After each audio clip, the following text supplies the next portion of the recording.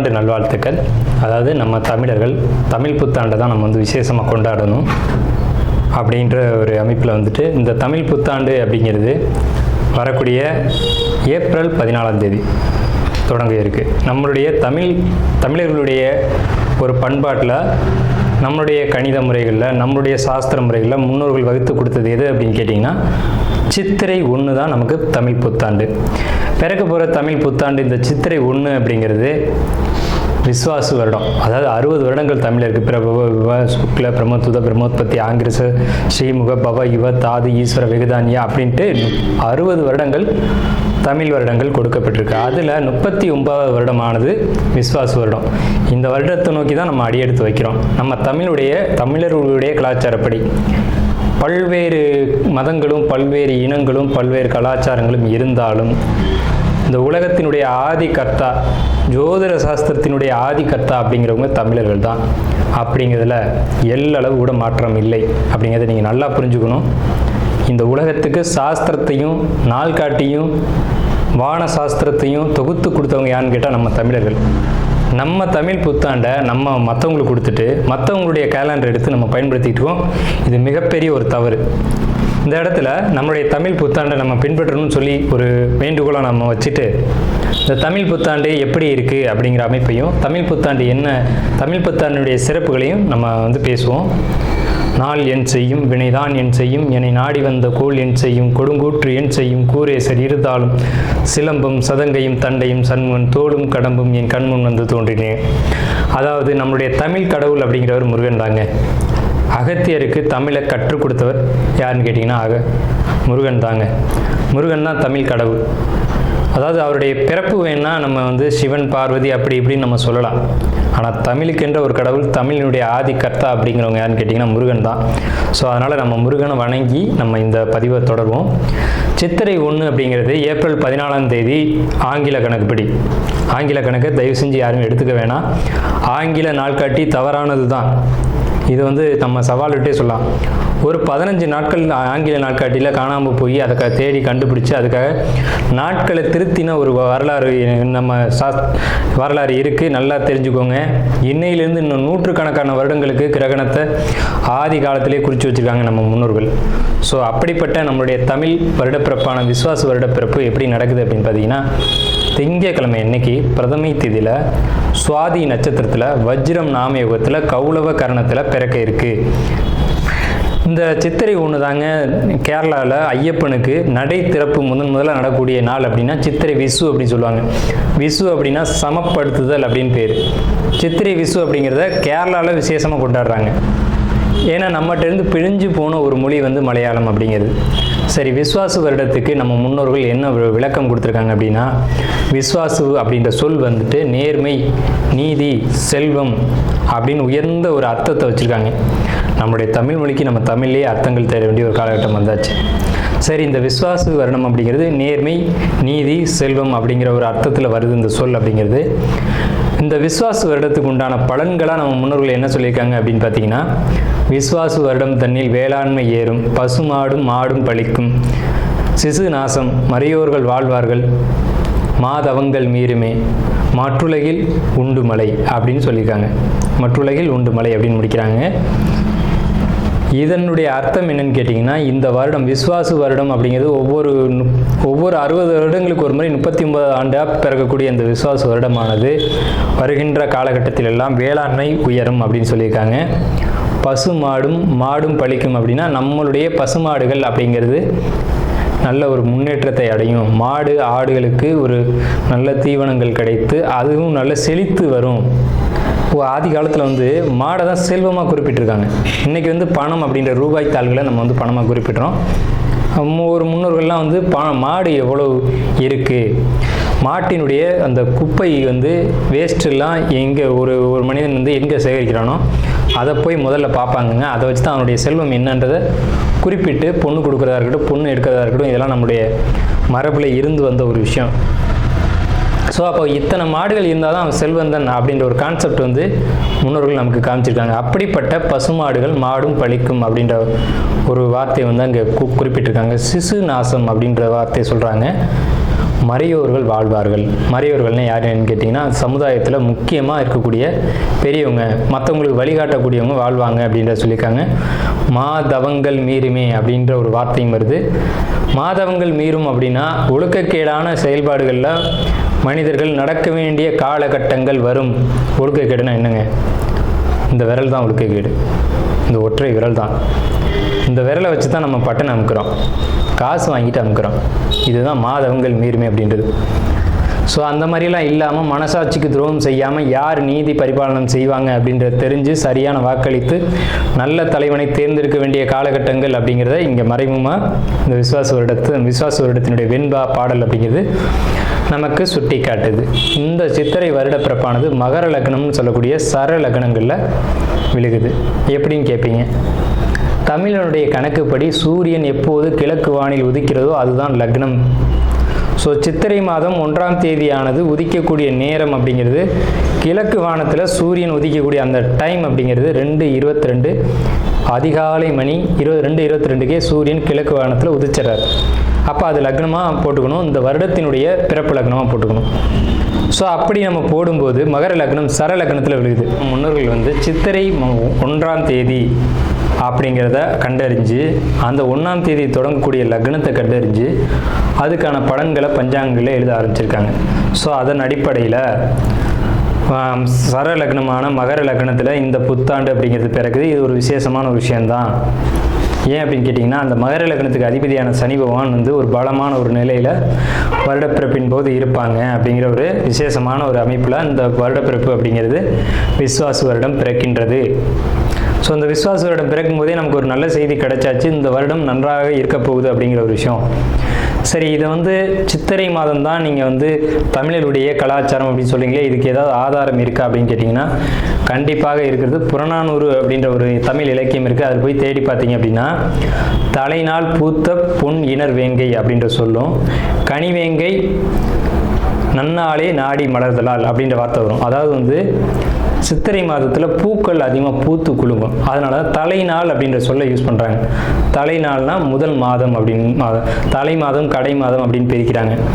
கனிவேங்கை நாடி மலர்தலால், கனிவேங்கை நல்லான் நாடி மலர்தலால், அந்த பூக்கள் பூக்கிறதுனால அந்த கனிவேங்கை மாதம் அப்படிங்கிறதையும் தலைநாள் பூத்த பொன் இணர் வேங்கை அப்படின்ற சொல்லும் புறநானூறு அப்படின்ற இலக்கியத்தில் தமிழ் மாதம் முதல் மாதம் சித்திரை மாதம்ன்ற குறிப்பீடு அங்கே இருக்குது. சரிங்களா? வண்ண மலர்கள் பூத்து குலுங்கக்கூடிய ஒரு பொன்னான மலர்கள், பொன் போன்ற மலர்கள். இன்றைக்கும் கேரளாவில் ஒரு மஞ்சள் நிறத்தில் தங்க நிறத்தில் பூக்கக்கூடிய பூக்களை பறித்து அவங்க விசேஷத்துக்கு சித்திரை 1 அன்னைக்கு கொண்டாடுறாங்க. அவங்க தமிழ் பண்பாடை பின்பற்றுறாங்க அப்படின்றத இதை நீங்கள் தெரிஞ்சுக்கலாம். சரிங்களா? இப்போ இந்த சித்திரைக்கு அதிதேவதை யாருன்னு கேட்டிங்கன்னா மகாவிஷ்ணு.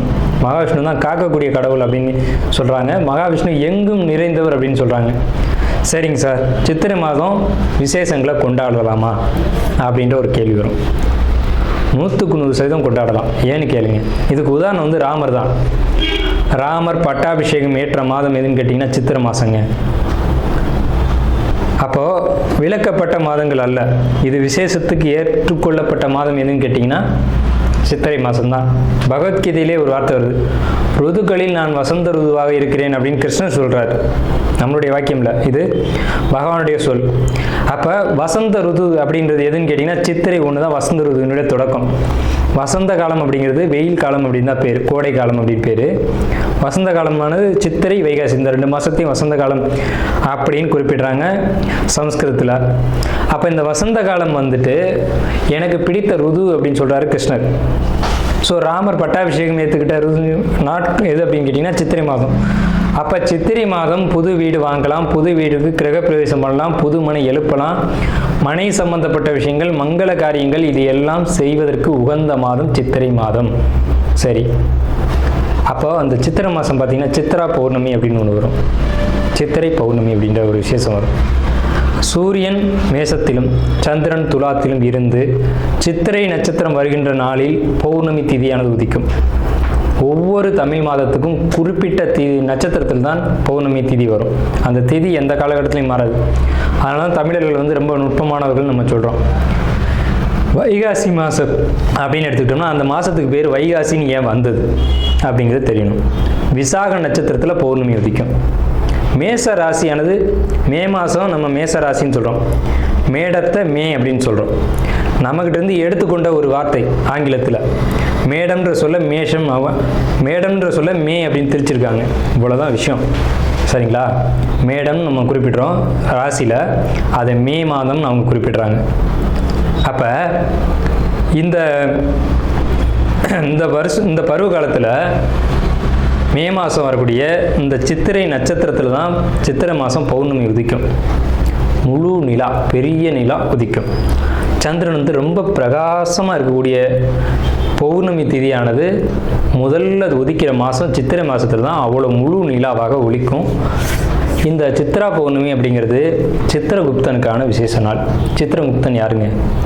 யமனுடைய பிஏ, யமனுடைய கணக்காளி, யமனுடைய பணியாளர்.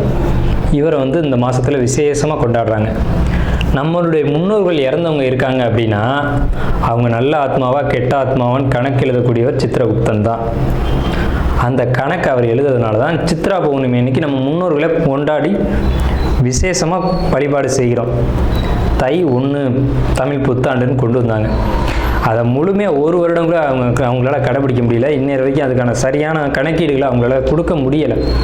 வார்த்தைக்கு தை 1 தான், இது வந்து நாங்கள் ஆதாரத்தை கண்டுபிடிச்சிட்டோம், எங்கள்கிட்ட இது இருக்குது அது இருக்குது அப்படின்லாம் சொன்னாங்க. ஆனால் ஒரு தெளிவான ஒரு விஷயத்தை அவங்களால கொடுக்க முடியல. அதுக்கான ஒரு காலண்டரையோ நாட்காட்டியோ அவங்களால கொடுக்க முடியல. சித்திரை 1 தான் தமிழர்களுக்கான புத்தாண்டு. அந்த புத்தாண்டை விசேஷமாக கொண்டாடணும். எப்படிலாம் கொண்டாடலாம் சார்? எப்படி கொண்டாடலாம்? சித்திரை மாதத்துக்கு முத நாளே அதுக்கு நம்ம தயாராகணும். நம்மளுடைய பாரம்பரிய உடைகளை அன்றைக்கி அணியணும். என்னது நம்ம பாரம்பரிய உடை அப்படின்னு கேட்டிங்கன்னா, தும்பப்பூ மல்லு வேட்டின்னு கேள்விப்பட்டிருப்பீங்க. மல்லு வேட்டி வந்து தும்ப நிறத்தில் தாங்க இருக்கும். தமிழருடைய உடை அப்படின்னு எடுத்துக்கிட்டிங்கன்னா, நம்ம வந்து வெயிலில் இருக்கக்கூடியவங்க, விவசாயம் பண்ணக்கூடியவங்க, உழைக்கக்கூடியவங்க, நமக்கு வந்து மல்லு வேட்டி தான் ஒத்து வரும். இந்த இப்போ கலாச்சாரம் மாறிடுச்சு, என்னென்னவோ உடைகள் அணிகிறாங்க. அதெல்லாம் நமக்கான உடை கிடையாது. தும்பப்பூ மல்லு வேட்டி தான் நமக்கான உடை. அப்போ இந்த மல்லு துணியை தான் நம்ம வஸ்திரத்தை அணியணும். மேல் சட்டை போடக்கூடிய வழக்கம் நம்மளுடைய கலாச்சாரத்தில் கிடையாது. அப்படி போடுறது ரொம்ப தவறான விஷயம். நம்ம தவறான விஷயத்தை நோக்கி போய்கிட்டுருவோம். ஒரு ஊசியில் குத்தி ஒரு துணியை நெஞ்சு நீங்கள் போட்டிங்கன்னா நீங்கள் தமிழர்களே கிடையாது. உறுதியாக சொல்லுவேன். வெறும் துணியை நூலில் கோக்காமல் அணிகிறவன் தான் உண்மையான தமிழன். இதை மறுத்து பேசவே முடியாது. இதுதான் உண்மையான வரலாறு. அதாவது ஒரு துணியை எடுத்து அப்படியே உடலில் சுற்றிக்கணும், அவன் தான் தமிழன். மேல் அங்கம் வந்து வஸ்திரம்ன்ற துண்டும், அது எவ்வளோ பெருசாக வேணாலும் இருக்கலாம், அது சின்னதாக வேணாலும் இருக்கலாம். அது அவங்களுடைய வசதியை பொறுத்தது. ஆனால் சுத்தமான மல்லுவாக இருக்கணும். மல்லுன்றது பருத்தி நூலால் செய்யப்பட்டது. நம்ம வந்து பருத்தியை உற்பத்தி செய்யக்கூடியவங்க. நம்ம நிலத்தில் தான் பருத்தி உற்பத்தி ஆகும். அதுக்கான சரியான மண் வந்து தமிழர்களுடைய மண் தான். உலகத்துக்கே ஆடையும் சாஸ்திரத்தையும் கற்றுக் கொடுத்தவங்க யாருன்னா தமிழன் தான். ஸோ இந்த மாதிரி பாரம்பரிய உடைகளை அணிஞ்சு நம்ம விசேஷத்தை கொண்டாடணும். பச்சடி செய்வாங்க அன்னைக்கு, சித்திரை 1 அன்னைக்கு பச்சடி செய்வாங்க. இன்றைக்கெலாம் யாருமே செய்யறதில்ல. வேப்பம்பூ பச்சடி, மாங்காய் பச்சடி இதெல்லாம் செய்வாங்க. அது ரொம்ப இனிமையாக இருக்கும். வேப்பம்பூ எப்படி சார் இனிமையாக இருக்கும்? செய்வாங்க சார், அதை இனிப்பாக செய்ய முடியும். பச்சடி செய்வாங்க. அன்னைக்கு அந்த உணவை எடுத்துக்கணும். வேப்பம்பூ ரசம்லாம் வச்சு அன்றைக்கி சாப்பிடுவாங்க. அவ்வளோ ருசியாக இருக்கும். அந்த நாளில் அந்த உணவை தான் எடுத்துக்கணும்னு நமக்கு முன்னோர்கள் சொல்லியிருக்காங்க. அதை தவிர்த்து நீங்கள் போகிறது அப்படிங்கிறது ஒரு சிறப்பான விஷயம் கிடையாது. சரி, நம்ம வந்து இந்த 39ஆவது ஆண்டில் இருக்கோம். கலியுகாதி வருஷம் 5127ஆவது ஆண்டு இந்த விசுவாச வருடம் பிறக்குது. இந்த ஆண்டினுடைய ராஜா மந்திரி அப்படிங்கிறது சூரியன். இந்த ஆண்டினுடைய ராஜா மந்திரி அப்படிங்கிறது சந்திரன். அர்க்காதிபதி சூரியன், மேகாதிபதி சூரியன், சஸ்யாதிபதி குரு, சேனாதிபதி சூரியன், ரசாதிபதி சனி. இந்த ஆண்டினுடைய ராஜா அப்படின்னு சொல்லக்கூடியவர் சந்திரன் பலமாக இருக்காங்க. இந்த ஆண்டு தொடக்கத்திலே பலமாக இருக்காங்க. சனி பலமாக இருக்காங்க. சூரியன் பலமாக இருக்காங்க. சூரியன் எப்போவுமே வருஷ ஆண்டு பிறப்பு அப்படின்னாலே சூரியன் பலமாக தான் இருப்பார். அது என்ன ஸ்பெஷல்னு கேட்டிங்கன்னா, அந்த வீடு வந்து எந்த ஒரு பலகீனமும் அடையாமல் இருக்குது. மேசராசி. சஸ்யாதிபதி குரு அதீத பலத்தில் இருக்கார். எப்படின்னு கேட்டிங்கன்னா, பரிவர்த்தனை யோகத்தில் குரு சுக்கிரன் பரிவர்த்தனையில் தங்களுடைய வீடுகளை மாற்றிக்கிட்டு, பகைக்கிறவங்கள் தான் குரு சுக்கிரன், ஆனால் தங்களுடைய வீடுகளை பரிமாற்றம் செஞ்சுக்கிட்டு நல்ல ஒரு பலமான நிலையில் இருக்காங்க. இந்த வருஷம் மழை வந்து ரொம்ப அற்புதமாக பெய்யும். சகல ஜீவராசிகளுக்கும் உணவுகள் தட்டுப்பாடு இல்லாமல் கிடைக்கும். ரொம்ப பெரிய ஒரு அற்புதமான விஷயம். அன்னதானங்கள், கோயில் விசேஷங்கள் சிறப்பாக நடக்கும். ஆனால் அந்த புனித யாத்திரைக்குள் போகக்கூடியவங்களுக்கு இந்த விஸ்வாச வருடம் அவ்வளோ சிறப்பாக இல்லை. அங்கே சில நெருக்கடிகள், தொந்தரவுகள் இருக்கலாம் அப்படின்ற ஒரு சின்ன மைனஸ் மட்டும்தான் இருக்குது. அதே நேரத்தில் உணவு உற்பத்திகள் அப்படிங்கிறது அதிகரிக்கும். மழை நல்லா பொழியும். அணு ஆயுத உற்பத்திகள் அதிகமாக இருக்கும். ஆயுதங்கள், இரும்பு, எஃகு போன்ற விஷயங்களுடைய உற்பத்தி அதிகரிக்கும். மருத்துவத்தில் இந்திய தேசம் முதலிடத்தை வகிக்கும். வட மாநிலங்களில் வெள்ள பாதிப்புகள் ஏற்படும். மின்சார தடைகள் அடிக்கடி ஏற்படும். பேட்டரி வாகனங்கள் அதிகரிக்கும். பெரும்பாலும் இந்த பெட்ரோலியம் சம்மந்தப்பட்ட வாகனங்கள் அப்படிங்கிறது குறையும். தங்கம், வெள்ளி உளைச்சல் அப்படிங்கிறது உச்சத்தை அடையும். விலை உச்சத்தை அடையும். தங்கம், வெள்ளியை பொறுத்த வரைக்கும், ஆபரணங்களை பொறுத்த வரைக்கும் விலை உச்சத்தை அடையும். ஆனால் விலையும் அதிகம் அடையும் போதெல்லாம் அந்த விற்பனையும் அதிகமாகும். நல்ல லாபங்கள் கிடைக்கும். அதிகமாக தங்க நகைகளை வாங்கி அணியக்கூடியதும் சேமிக்கக்கூடியதும் இந்த ஆண்டு மக்கள் செய்வாங்க. சுரங்கம், பெட்ரோலியம், கிணறு இதை பொறுத்த வரைக்கும் விபத்துக்கள் ஏற்படுத்தி கொண்டே இருக்கும். பெண்களுக்கு அவமரியாதைகளும் பாலியல் தொந்தரவும் நடைபெறும். இது ஒரு மைனஸ் தாங்க. பூச்சி, கருவண்டு இந்த மாதிரியான விஷயங்கள் அதிகரிக்கும். வெங்காயம், தக்காளி, பூண்டு, மாங்காய், புளி இதனுடைய உற்பத்தியும் அதிகமாக இருக்கும். விலையும் அதிகமாக இருக்கும். மனிதர்களுக்கு இந்த நடைப்பயணம் போகக்கூடியவங்களுக்கு மட்டும் கொஞ்சம் தொந்தரவுகள் இருக்குங்க. இது இந்த ஆண்டினுடைய பலனாக இருக்குது. இந்த ஆண்டு எப்படி கொண்டாடணும் அப்படின்றத பற்றி நம்ம பேசணும், சரிங்களா? அப்போ அந்த நாளில் புத்தாடைகள் அணிஞ்சு விசேஷமாக நம்ம அதுக்கு முத நாளே தயாராகிடணும். சித்திரை கனி காணுதல் அப்படின்னு சொல்லுவாங்க. சித்திரை கனி காணுதல் தமிழர்களுடைய ஒரு மரபான பண்பாடு. இந்த சித்திரை மாதத்துக்கு முத நாளே அதுக்கான ஏற்பாடுகள்லாம் செஞ்சு வச்சுட்டு நீங்கள் அடுத்த நாள் புத்தாண்டு பிறக்கும்போது அந்த சித்திரை கனி காணுதலோடு நீங்கள் தொடங்குனீங்க அப்படின்னா இந்த புத்தாண்டு ரொம்ப பெரிய விசேஷத்தை உங்களுக்கு கொடுக்கும். நீங்கள் 12 ராசிகளில் எந்த ராசியில் பிறந்திருந்தாலும் உங்களுக்கு ஏற்றம் தான் அப்படிங்கிறதுல மாற்றுக்கிறதுக்கு இடமில்லை. 12 ராசிகளுக்கும் யோகத்தை கொடுக்கக்கூடிய ஒரு ஆண்டு தான் இந்த சித்திரை புத்தாண்டு பிறப்பு, விஸ்வாச வருட பிறப்பு. விஸ்வாசு அப்படின்னாலே விஸ்வாசம் அப்படின்ற சொல்ல ஒரு தெரிந்த சொல்ல தான் நம்ம பார்க்குறோம். நேர்மையாகவும் மக்கள் செயல்படுவாங்க, நீதியோடு நடந்துக்குவாங்க. நீதி என்னன்றது தெரியும். தலைமையில் இருக்கக்கூடியவங்களுக்கு கொஞ்சம் தொந்தரவுகள் வரும். தலைமை அப்படின்னா உங்களுக்கு தெரியும், அரசாங்கத்தில் அரசியலில் இருக்கக்கூடியவங்களுக்கு தொந்தரவுகள் வருது அப்படிங்கிறதெல்லாம் மாற்றுக்கிறதுக்கு இடமில்லை. இதை பலர் சொல்லலாம், பலர் மறுக்கலாம். நடக்கும்போது சில விஷயங்கள் நீங்கள் தெரிஞ்சுக்கிங்க. புத்தாண்டினுடைய பிறப்பானது சிம்ம மாந்தியில் தொடங்குகிறது. அப்போ தலைமையில் இருக்கக்கூடியவங்க யாருன்னு நம்ம குறிப்பிட்டு சொல்ல முடியாது. எல்லாருமே தலைமை தான். அந்த பார்லிமெண்ட்டு, அதே மாதிரி நாடாளுமன்றம், இந்த மாதிரி இடங்களுக்கு போகக்கூடியவங்க எல்லாருமே தலைமை தான். இவங்களுக்கு மட்டும் கொஞ்சம் எச்சரிக்கையாக இருக்கணும் அப்படின்ற காலகட்டம். உடலையும் மனதையும் தைரியமாக பார்த்து கொள்ள வேண்டும் அப்படின்ற காலகட்டம் இந்த விஸ்வாச வருடம். அதே சமயத்தில் நீதி, நேர்மை யாரெல்லாம் கடைபிடிக்கிறீங்களோ உங்களுக்கு இந்த விஸ்வாச வருடம் உங்களை விசுவாசமாக காப்பாற்றும் அப்படிங்கிறதுலையும் மாற்றுக்கிறதுக்கு இடம் இல்லைங்க. ஸோ நம்மளுடைய இந்த வீடியோ பார்த்த அனைவருக்கும் நன்றிகள். பரணி நட்சத்திரம், அது 2வது நட்சத்திரம். இது உங்களுக்கு இந்த விஸ்வாச வருடம் நல்லா இருக்கா, என்ன நடக்கும் அப்படின்னு கேட்டிங்க அப்படின்னா கண்டிப்பாக எல்லா பிரச்சனைகளும் தீருங்க. சார் சொத்து பிரச்சனை இருக்குது, கடன் பிரச்சனை இருக்குது, சகோதர பிரச்சனை இருக்குது, எப்படி சார் நல்லாயிருக்கும் அப்படின்னு கேட்டிங்கன்னா பெரிய குழப்பங்கள். ஆனால் பெரிய மனிதர்கள் நீங்கள் அனுசரித்து போனீங்கன்னா அது எல்லாமே சரியாயிடும். பெரிய மனுஷங்களை எப்படி சார் அனுசரித்து போகிறது? இந்த சமயத்தில் ஒரு பெரிய மனிதர் உங்களுக்கு துணைக்கு வருவாங்க. உங்களுடைய பிரச்சனைகள்லாம் சரி செய்யறதுக்கு வருவாங்க. ஒரு கடன் பிரச்சனை, எதிரி போய் ஒருத்தன்ட்ட போய் நின்றுட்டான், அந்த பெரிய மனிதர் உங்களுக்கு சப்போர்ட் பண்ண வருவாருங்க. அவங்கள்ட்ட நீங்கள் கொஞ்சம் இவர் ஒரு பக்கமாக பேசுகிறார் அப்படிங்கிறது இல்லாமல் உங்களுடைய நிலையை எடுத்து சொல்லி நீங்கள் சரி பண்ணிக்கலாம். பிரச்சனைகள் தீரும் காலகட்டம். சகோதர வழி உறவுல பிரச்சனைகள் வரும், விபத்து ஏற்படுறதுக்கான காலகட்டமாக இருக்குது. கொஞ்சம் கவனமாக இருக்கணும். எல்லாத்துக்குமே தீர்வு பொறுமையும் கவனமும் தான். பரணி நட்சத்திரத்துக்கு நல்லா இருக்குது, நீங்கள் கவனமாக இருக்கணும்.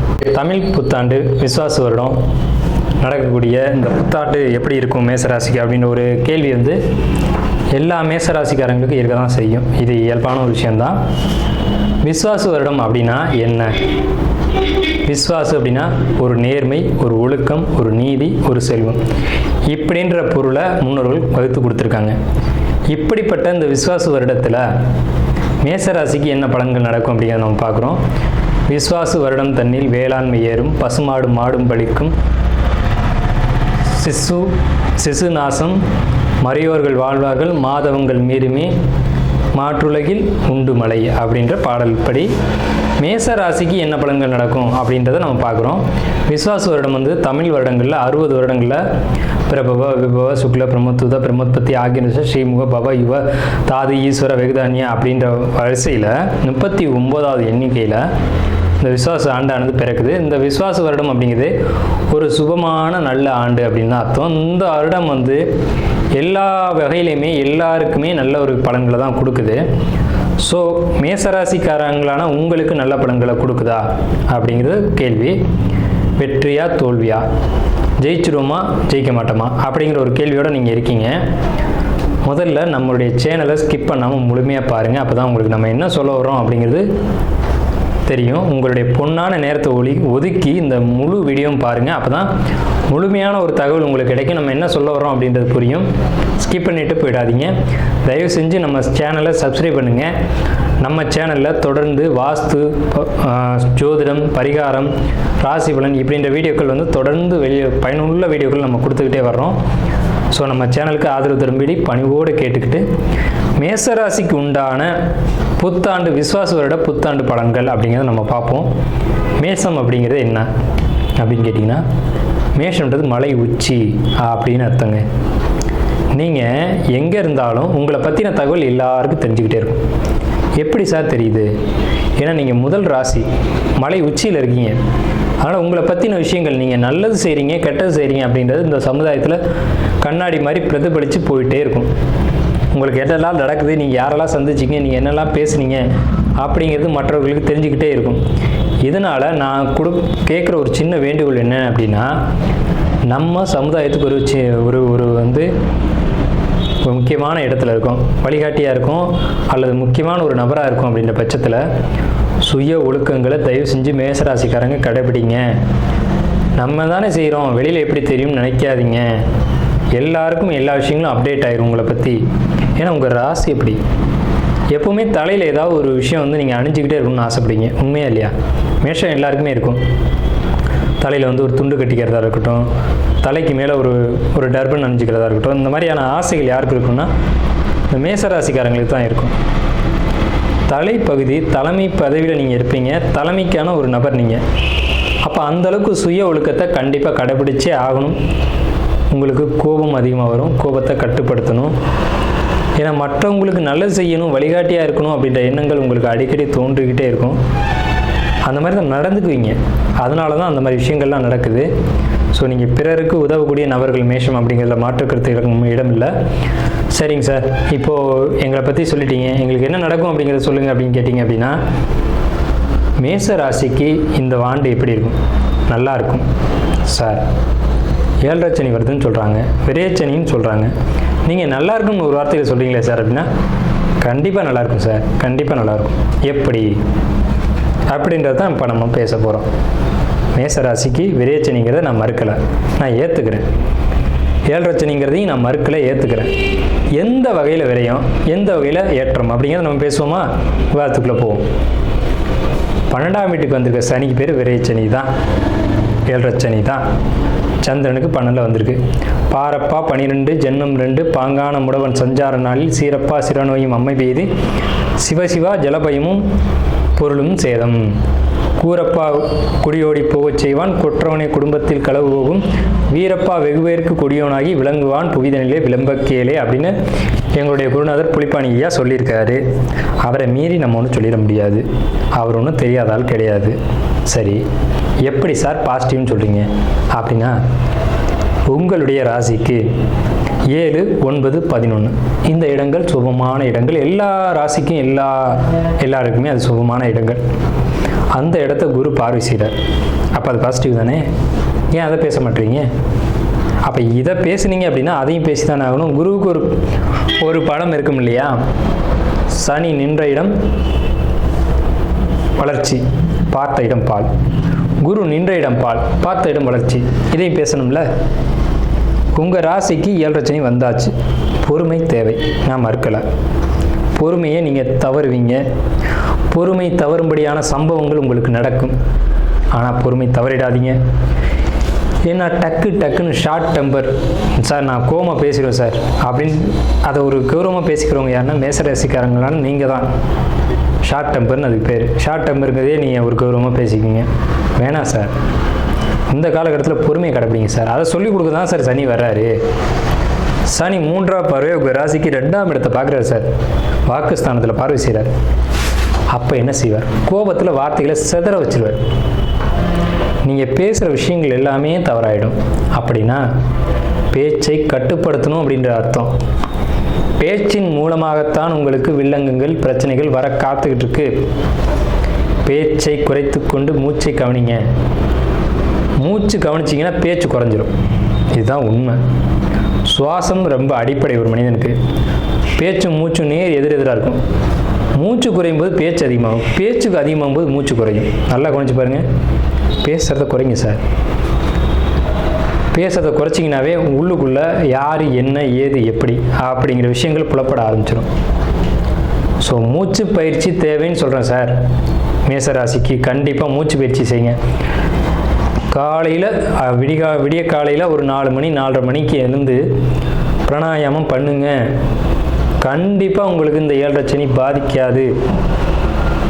சவால் விட்டே சொல்கிறேன், தப்பு இல்லை. நம்ம கடைபிடிக்க சொல்லி அவங்க பயன்படுத்தி வெற்றி அடைஞ்ச விஷயங்களை மட்டும்தான் நம்ம சொல்லுவோம். உங்கள் ராசிக்கு 7ஆம் இடத்தை பார்வை செய்யக்கூடிய குரு உங்கள் கணவன் மனைவி உறவுகளுக்குள்ள ஒரு நல்ல அந்யோன்யம். சார் நான் வந்து கோபக்காரன் சார். ஆமாம், நீங்கள் கோவப்பட்டாலும் உங்கள் மனைவி உங்கள்கிட்ட அனுசரித்து போவாங்க சார். இந்த காலகட்டத்தில் எப்போ இந்த புத்தாண்டில் மட்டும், அடுத்த வருட படங்களை நம்ம அடுத்த வருஷம் பேசிக்குவோம். 7.5 வருஷம் 7.5 சனி, ஒரு வருஷத்துக்கான பலனை தான் நம்ம இப்போ பார்த்துட்ருக்கோம். இந்த வருடத்தில் எப்படி இருக்கும்? கணவன் மனைவி உறவு ஒற்றுமை சந்தேகமே வேண்டாம் சார். வாழ்க்கை துணை தான் சார் வாழ்க்கையில் முக்கியமான விஷயம். வாழ்க்கை துணை ஒன்று மட்டும் சரியாக இல்லைன்னா வாழ்க்கை சிதறி போயிடும் சார். இது யாருமே மறுக்க முடியாது. நீங்கள் எவ்வளோ பெரிய ஜாம்பவான வேணாலும் இருக்கேன், வாழ்க்கை துணை ஒன்றை வச்சு உங்களை அடிக்கலாம். ஆனால் உங்களுக்கு இறைவன் இந்த ஆண்டு வாழ்க்கை துணையை நல்லபடியாக கொடுக்குறாரு. எதிரியாக இருந்தவங்க கூட ஒற்றுமையாக மாறிடுவாங்களே, அதுக்கு மேலே என்ன வேணும்? 2வது விஷயம், உங்களுடைய 9ஆம் இடத்தை குரு பார்வை செய்கிறார் சார். 9ன்றதே பாக்கியஸ்தானம்னு பேர் சார். பாக்கியம், எல்லா பாக்கியங்களையும் அனுபவிக்கக்கூடிய காலகட்டம் இந்த விஸ்வாச வருடம் தான் சார். உங்கள் ஜாதகத்தில் என்ன யோகம் என்ன பாக்கியம் சொல்லியிருக்கு அதில் இருக்கட்டும். பாக்கியம் சொல்லியிருக்கு. ஆமாம் சார், அமல யோகம் இருக்குது, விமல யோகம் இருக்குது, சச யோகம் இருக்குது, சகட யோகம் இருக்குது, விபரீதராஜ யோகம், எல்லா யோகம் இருக்குல்ல. அந்த யோகம் செயல்படணும்ல. செயல்படக்கூடிய காலகட்டம் விஸ்வாச வருடம் தானே. 9ஆம் இடத்தை குரு பார்க்கக்கூடிய காலகட்டம் தானே அந்த யோகம் உங்களை தேடி வரும். தகப்பனார் சொத்து உங்களை தேடி வரும். தந்தையோட அனுகூலம், தந்தையுடைய ஒற்றுமை, தந்தை உங்களை புரிஞ்சுக்கிறது, இது எல்லாமே இந்த விஸ்வாச வருடத்தில் நடக்குது சார். டவுட்டே வேணாம். அதே சமயத்தில் நீங்களும் பொறுமையாக அதை கடைபிடிக்கணும். நீங்களும் பொறுமையை தவற விட்டுறாமல் அதை வந்து தக்க வச்சுக்கணும் அப்படிங்கிறத நான் சொல்கிறேன். ஏன்னா இந்த சனிவனுடைய பார்வை உங்களுக்கு 9ஆம் இடத்தை அவரும் சேர்ந்து பார்ப்பார். அப்படின்றப்போ இதெல்லாம் புரிஞ்சுக்கிட்டு நீங்களும் மற்றவங்களுக்கு அனுசரித்து செல்ல வேண்டும் அப்படிங்கிற ஒரு ஸ்ட்ராங்கான விஷயம் இருக்குது. உங்கள் ராசிக்கு 5ஆம் இடத்துல வந்திருக்கக்கூடிய கேது பகவான் என்ன செய்வார்? ஆலயம், ஆன்மீகம், பிராணாயாமம், மூச்சு பயிற்சி, தியானம், யோகா போன்ற விஷயங்களை கொடுப்பார். அந்த விஷயங்களை கடைப்பிடிங்க சார். இப்போ பூரம் பாருங்கள், அந்த மேசராசிக்காரங்களாம் பழைய யோகாலாம் விட்டுருப்பீங்க, பிரேக் பண்ணியிருப்பீங்க, திருப்பி எடுத்து செய்வீங்க பாருங்கள். இந்த புத்தாண்டில் செய்யும்போது எல்லா பிரச்சனையும் தடம் தெரியாமல் போகும் பாருங்கள். வந்த பிரச்சனைகள்லாம் கடந்த காலகட்டங்களில் இந்த சனி பயிற்சிக்கு முன்னாடியே நான் சொல்கிறேன், இந்த விஸ்வாசோட பிறக்கிறதுக்கு முன்னாடியே வர வேண்டிய பிரச்சனைகள்லாம் காணாமல் போகும். உங்களுக்கே ஆச்சரியமாக இருக்கும். இதை தான் நான் ஆரம்பத்தில் சொன்னேன், 7.5 சனி பாதிக்காதுன்னு. கண்டிப்பாக பாதிக்க போதில்லை. சரிங்க சார். 11ஆம் இடத்துக்கு வந்திருக்கக்கூடிய ராகுபவன் என்ன செய்ய போகிறார்? தொழிலில் பிரம்மாண்ட லாபம், தொழிலில் வெற்றி. இதானே சார் எல்லோரும் கேட்பாங்க. வாழ்க்கையில் தொழில் வெற்றி தானே சார் முக்கியம். தொழில் சரியாக இருந்தால் எல்லாம் சரியாக இருக்கும்ல சார். வெற்றி, தொழில் வெற்றி அப்படிங்கிறது 11ஆம் இடத்து ராகு. குடும்ப அமைப்புக்குள்ளே ஒரு ஒற்றுமை, வருமானம், தனலாபம் கண்டிப்பாக உண்டு. சகோதர வழி ஒற்றுமைகள் உண்டு. சகோதர வழிகளில் சின்ன சின்ன சங்கடங்கள் வரலாம், இல்லைன்னு நான் மறுக்கலை. சகோதரனால தான் பிரச்சனை வருங்கிறத நான் ஆழமாக சொல்கிறேன். சகோதரனை விட்டு விலகி இருங்கன்றதை நான் சொல்கிறேன். தாய் வழி உறவில் கொஞ்சம் சிக்கல் நெருடல்கள் வரும். அம்மாவுக்கு உடல் ரீதியான தொந்தரவுகள் வரலாம், வராதுன்னு நான் சொல்லலை. அதே சமயத்தில் உங்களுக்கு ஆன்மீக பயணங்கள், ஆன்மீக பாதைகள் தேவை. குழந்தை வழி அனுகூலம், குழந்தைகள் வெளிநாடு வெளியூர் போய் படிக்கக்கூடிய யோகம் உண்டு. எதிரிகளால் தொந்தரவுகள் உண்டு. எதிரிகளால் ஏற்பட்ட தொந்தரவுகள் நிவர்த்தியாகக்கூடிய காலகட்டமும் இதுவே. அதை சரியாக பயன்படுத்திக்கோங்க. சரிங்களா? கணமுள்ள நவமாறு தனலாபம் 3 கதிர்மைந்தன் தான் இருக்க விதி தீர்க்கம். கணமுள்ள தனமாறு லாபம் 3 கதிர்மைந்தன் தான் இருக்க விதி தீர்க்கம். தனலாபம் பிதிர்தோஷம் சத்ருபங்கன் தரணிதனின் பேர் விளங்கும் அரசன் லாபம் அப்படிங்கிறாங்க. அப்போ இந்த காலகட்டத்தில் சனி பயிற்சியானது உங்களுக்கு தனலாபத்தையும் ஒரு பிதிர்தோஷம் இருந்தாலும் சத்ருபங்கம் எதிரியை ஜெயிக்கக்கூடிய காலகட்டம்னு சொல்லிட்டாங்க. ஸோ இந்த காலகட்டம் நீங்கள் எதிரியை ஜெயிக்கக்கூடிய காலகட்டம். 7 சனியில் நீங்கள் தான் கவனமாக இருக்கணும். எதிரிகளுக்கு இடம் கொடுத்து விடக்கூடாது. அப்போ நீங்கள் கோவப்பட்டால் மட்டும்தான் சார் பிரச்சனை, வேறு எங்கேயுமே தொந்தரவு இல்லை சார். பாசிட்டிவான பலன்கள் 70% இருக்குது சார். கண்டிப்பான முறையில் பாகிஸ்தான் நல்லா இருக்குது, தந்தை வழி அனுகூலம் நல்லா இருக்குது, தொழில் நல்லா இருக்குது, தொழில் லாபம் பிரம்மாண்டமாக இருக்குது, தொழில் நஷ்டம் குறைவாக தான் இருக்குது. தொழில் நஷ்டம் அப்படிங்கிறது இந்த ஆண்டு விஸ்வாச வருடத்தில் மேசராசிக்கு இல்லை. தொழில் இடமாற்றம், தொழில் மாற்றம் இது நிச்சயமாக இருக்குது சார். தொழிலை ஒரு இடத்துல பண்ணுறீங்க சார், இடம் மாற்றினா கொஞ்சம் பணம் கைப்பிடிக்குமே சார். ஆமாம், ஆனால் அது நீடித்த ஒரு வளர்ச்சிக்கு போகுமே, அதையும் பேச மாட்டீங்க. விரயச்சனிக்கு விரயம் செய்யணும், சுப விரயம் செய்யணும். தொழிலை மாற்றுங்க, தொழிலை மாற்றுங்கன்னு சொல்ல, தொழிலை இடம் மாற்றுங்கன்னு சொல்கிறோம். தொழில் ஒரு இடத்துல பண்ணியிருக்கீங்க சார், அது சரியாக இல்லை, அந்த இடம் வந்து ஒரு வசதியாக இல்லை. இன்னொரு இடம் வசதியாக வருது சார், ஆனால் கொஞ்சம் கன்வீனியன்ட் இருக்குது, ஆனால் அதனால் விரயங்கள் வருது அப்படின்னா அந்த விரயம் சுப விரயம் தானே சார். எனக்கு பையன் இருக்கான் சார், எதுவுமே காது குத்தில் விசேஷம் வைக்கல, வைங்க, நல்லா இருக்கும்ல. எல்லா உறவுகளும் ஒன்று சேருவீங்கல்ல, அந்த காரியத்தை செய்யுங்க. சார் எனக்கு பொண்ணு இருக்கா, பொண்ணுக்கு ஒரு விசேஷம் வைங்க. பொண்ணை கேட்பாங்கல்ல, பொண்ணை கொடுக்கலாம்ல. பொண்ணுக்கு திருமண தடைன்றது அங்கே உடையதில்ல. இந்த மாதிரியான சுப விரயங்களை இந்த ஆண்டு மேசராசி எடுத்து செய்யுங்க. வீடு வாங்குங்க அல்லது வீடு கட்டுங்க, கிரகப்பிரவேசம் பண்ணுங்க. இந்த மாதிரி சுப காரியங்களுக்கான சுப விரயமாகத்தான் இந்த சனி பயிற்சியானது இருக்குது. குரு பயிற்சி பாசிட்டிவாக இருக்குது, ராகுகேது பயிற்சி பாசிட்டிவாக இருக்குது. இத்தனை கிரகங்களும் உங்களுக்கு சாதகமாக இருக்கும்போது எப்படி அசுபங்கள் நடக்கும்? நல்லதே நடக்கும் மேசராசிக்கு இந்த விசுவாச வருடம். நன்றியும் வாழ்த்துக்கள்.